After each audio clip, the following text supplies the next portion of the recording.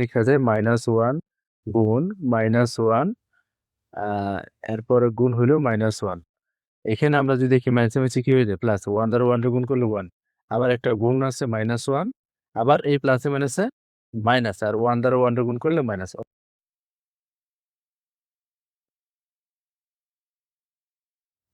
অঙ্কে দেওয়া আছে এখানে x belongs to z such that x square greater than 5 এবং x cube less than or equal 36। অর্থাৎ আমাদের এখানে এই অঙ্কেতে ৩টা শর্ত দেওয়া আছে। কয়টা শর্ত?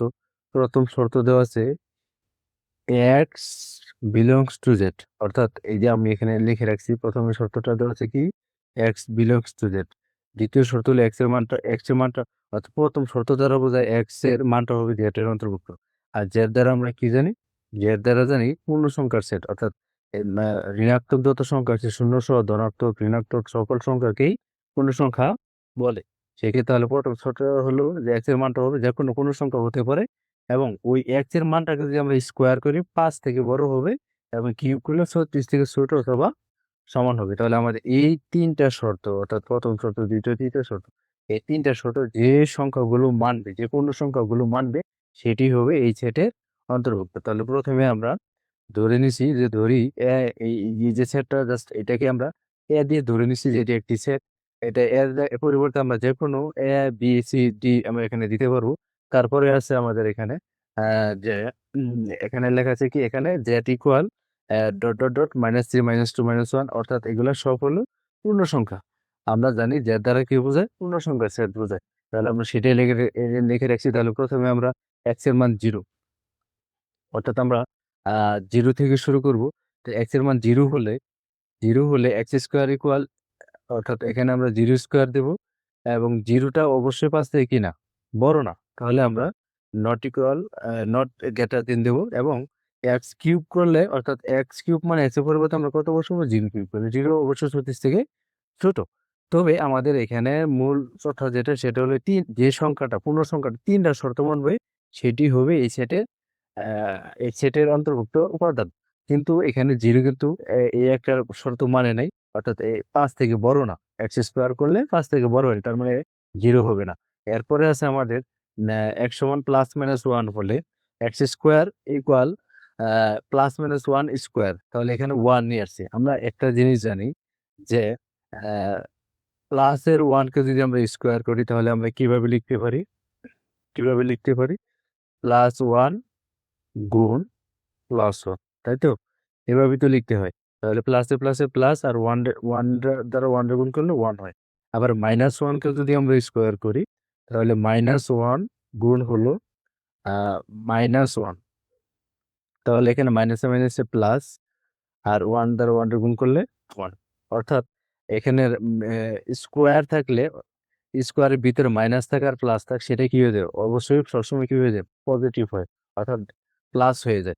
এই জন্য আমরা 1 +-1 রে স্কোয়ার করলে কত হয়েছে? 1 হয়েছে। এই 1 টাও 5 থেকে কি না বড় নয়।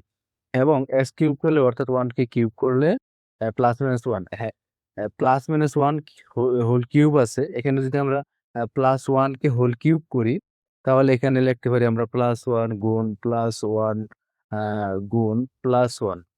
যেহেতু সবগুলাই প্লাস, তাহলে প্লাসে প্লাসে প্লাসই হবে, আর 1 দ্বারা গুণ করলে 1ই হবে। আবার -1 কে যদি আমরা হোল কিউব করি তাহলে লেখা যায় -1 গুণ -1 এরপরে গুণ হইলো -1।